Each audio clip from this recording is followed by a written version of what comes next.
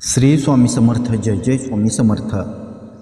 Number 1. आपण दर शनिवारी व अमावस्येला आपल्या घराची, कार्यालयाची, व्यावसायिक वास्तूची साफसफाई, स्वच्छता करावी. जाळे जळमटे काढून निदान या 2 दिवशी तरी श्रद्धेने शुद्ध हळद देशी गाईच्या गोमूत्रात कालवून घराच्या मुख्य उंबरट्यावर 3 पठ्ठे काढावेत किंवा पूर्ण उंबऱ्यास त्याचा हलकासा लेप द्यावा. तसेच फरशी व मुख्य दरवाजा, खिडक्या खडीमिठाच्या पाण्याने स्वच्छ कराव्यात.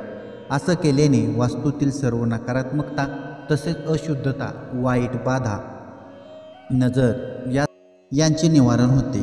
तसेच या दिवशी घरातील निरुपयोगी वस्तू, फाटके तुटके कपडे, चपला, तुटलेली फुटलेली, चिरा भेगा गेलेले, घरातील भांडी, कुंडी किंवा फर्निचर, कान तुटलेले कप या सर्व वस्तू घराबाहेर काढून टाकाव्यात.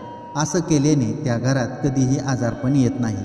ते घर कधीही आयुष्यात कर्जबाजारी होत नाही. त्या घरात बरकत येते, दुःख दैन्य राहत नाही आणि घरलक्ष्मी प्रसन्न राहते. नंबर 2. व्हिडिओच्या शेवटी चित्रात ज्याप्रमाणे दाखवलं आहे त्याप्रमाणे दर शनिवारी किंवा दर अमावस्येला या पद्धतीने कापूर जाळावा.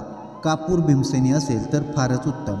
त्यामध्ये 7 लवंगा अशा पद्धतीने त्यात खोवून 2 उभ्या लावाव्यात. तसेच 2 खडे मिठाचे दाणे त्यावर ठेवावेत.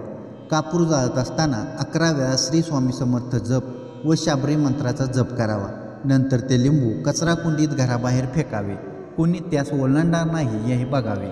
आपणास माहीत आहे की लिंबू, कापूर व लवंग यांच्यात दुष्ट, वाईट नजरबाधा, नकारात्मकता खेचून घेऊन त्या जाळण्याची शक्ती असते व ती आहेच. आर्थिक प्रगतीसाठी देवघरातील कुलदेवीच्या टाकास श्रीसूक्त वाचून 1 लवंग वाहावे, अशी ही सेवा आहे. म्हणजेच सर्व वास्तुशास्त्रानुसार आहे. जर तुम्हाला या व्हिडिओमधील माहिती आवडली तर व्हिडिओला लाईक करा व तुम्हीही तुमच्या घरामध्ये ह्या सेवा करायला सुरुवात करा. जर तुम्हाला ही माहिती आवडली तर व्हिडिओला लाईक करा, चॅनेलला सबस्क्राईब करा व आपल्या या आध्यात्मिक यूट्यूब चॅनेलला जास्तीत जास्त शेअर करा. धन्यवाद.